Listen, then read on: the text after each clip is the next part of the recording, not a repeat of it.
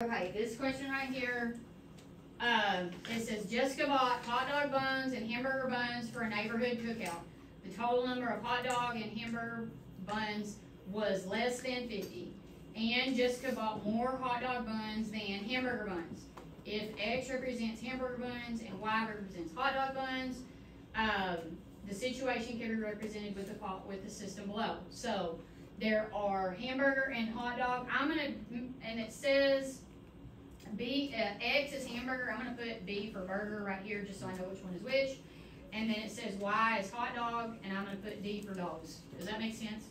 Like y'all, like that's one of the things on your other, what we've been doing the last 2 days is like knowing what your variables are so that we can write them correctly. Now they already wrote this system for us, but it says that the number of burgers and dogs is less than 50. So we do have to make sure like we're okay, because what y'all struggle with the most is writing the system. It's not the solving of the system, it's usually writing it correctly. And they write them in ways that are kind of tricky, so we have to be careful with that. This one, then it says that the number of hot dog buns is more than or greater than the number of hamburger. That's why it's written this way. Does that make sense to y'all?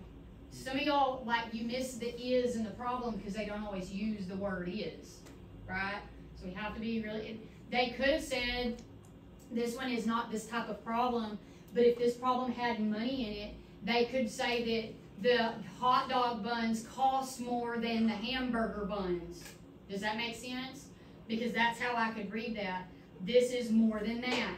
But when I said the hot dogs cost more, I didn't use the word is, right? But when I said cost, that's the is, right? And since this is inequality and I said more, that's why the greater than symbol is there. So you've really got to work on reading those questions and looking for those things. You're looking for something that means is somewhere in that problem. That tells you where to put that symbol. Are you okay with that? Does that make sense? I said they already did it here for us, but I just want to talk about that for just 1 second. Okay, so my first one is not in slope-intercept form. What do I need to do? I'm going to subtract the x. So that is going to look like y is less than negative x plus 50. Are we okay here? All right, so my y-intercept is at where? 50, which is right up here. So this is my orange. All right, so I'm right up here at 50. And then I have a slope that is what?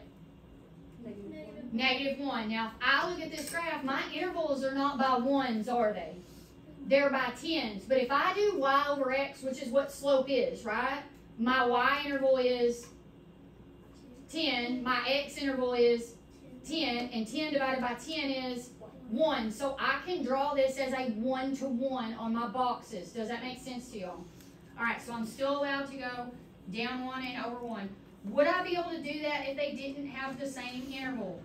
No. No, I absolutely would not. Are we okay with that? Okay, so that's what my graph looks like. Am I solid or am I dashed here? Dash. I'm dashed. So I'm going to put my dashes here. And I'm going to talk about this for just a second. In a regular, I just straight give you the inequality problem. Okay? I would need to continue this line and put arrows on the ends. Okay? But this is a real world problem. Alright? So if I think about this right here, my x values represent burgers, right? The maximum number of buns that I can have is less than 50. So my line really isn't going to continue on past that. Does that make sense? Now, if today, on your problem that's like this, if you want to go ahead and extend the line and draw the whole thing, that is perfectly fine, because most of the time we still graph it that way. Does that make sense?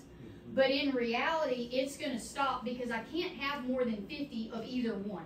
Does that make sense? Okay, just want to make sure we're okay with that. Which direction am I going to shade this? Oh. Down. Okay, so my shading, I'm going to shade right here. Now, in reality, if this was just the inequality, not a real world problem, I would still have shading out here. Does that make sense? And I kind of did it super lightly, but like, is everybody okay that if it wasn't a real world problem, I'm shading everything below that line down here. Is everybody good? And if you did that, that's totally fine, because mine is lightly shaded there. I just didn't shade it very dark. But all of this technically would be shaded, but for a real world, I really wouldn't have this shaded. Why in a real world problem? Because you won't have negative. Yeah, I'm not going to have any negatives. A lot of times in a real world problem, they only give me quadrant 1 anyway, right? Everybody okay there? Okay. So then my other one is already graphed for me. That's my purple. And so my y-intercept is at 0. And my slope here is 1. And I already decided that I can graph this as a 1 to 1 for 1 when my slope is 1. So I can do something like this. So this one will go like this. Is this one solid or dashed? It's dashed. Now, also, and I'm going to do this super lightly, I didn't draw an arrow, but I could put an arrow there, and I could continue this on down like this, and it would also be dashed, right? I just am not really going to do it super dark because I want us to understand where the actual stuff is for this problem, right? Okay, which direction would I shade for this one? Up. So I'm shading up this way, right? And technically I would also have shading out here, yes? So if this wasn't a real world problem, then my solution set would be all out over in here as well. Does that make sense? Yes. But it's a real world problem. So in reality, that doesn't work for this problem. So in the reality of my situation, my solution really falls in this area right here inside this little triangle. That's where my solution actually is for this type of problem. Is everybody okay with that? Now again, for you on your assignment, y'all have a real world problem. If you want to graph the whole thing and do all the shading, that is totally fine. Okay, if that helps you, do it that way. I just want to make sure that we understand the context of a real world problem, because in a real world problem, even though graphically the solutions are all out over in here, it really isn't true for the context of this problem. Is everybody okay there? Yes, ma'am. All right. So then it says list a possible combination. So my possible combination is pretty limited for the real world, right? So give me a possible combination here that would work. 20 and 10. That would absolutely work. Are we okay with that? 20 and, oh wait, no, 20 and 10 won't work. 20 and 10 is right here. Oh, 10. Yeah, let's switch that. 10 and 20. 10 and 20 will work. Because again, I can go plug that back into here and check and make sure. Y has to be greater than X. That's true. And together they must be less than 50. That is true. So that order here works. Does that make sense? Yes. Everybody okay here? This line right here, the line itself, we talked about this when we did inequalities before. That line represents 50 buns, right? And specifically, it's orange, so or specifically that represents, this would be, well, both of these lines really are kind of represent 50. But this point right here represents a combination of 50. Does that make sense? But I can't have 50. I actually have to have less than 50. Is that logical to y'all? Yes, ma'am. Yes? Yes. Okay, who's not here because I didn't do attendance? Oh, yeah. Is she the only one on here? And Claire. Oh, and Claire.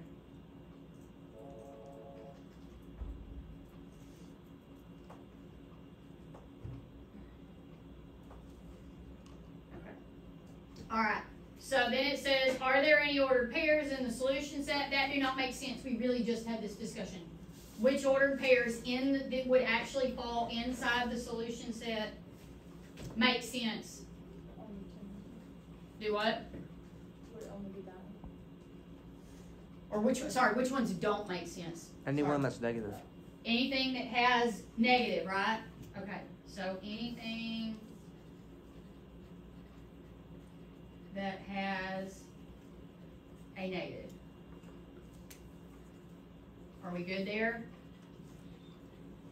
Yes? Okay. The only thing that this paper does not cover that I want to make sure that we talk about, because I've seen it on your test like every single year, so I want to make sure that we understand this, is what would happen if when I'm rearranging these right here and my y value was negative, what would happen with an inequality that doesn't happen in an equation, but it happens in an inequality? The sign has to flip, and they didn't give you a single problem like that, but I have always seen it on a test where you end up having to flip that inequality. Okay, so we're just gonna make that little note down here. If you have to multiply or divide, it's usually divide, across the inequality, flip the sign. Is everybody okay with that? Does that make sense to everyone? Like, it's super important because they didn't give you one, and I've seen it on every single STAR test every year. Like, they do that, and I want to make sure that we're okay with that.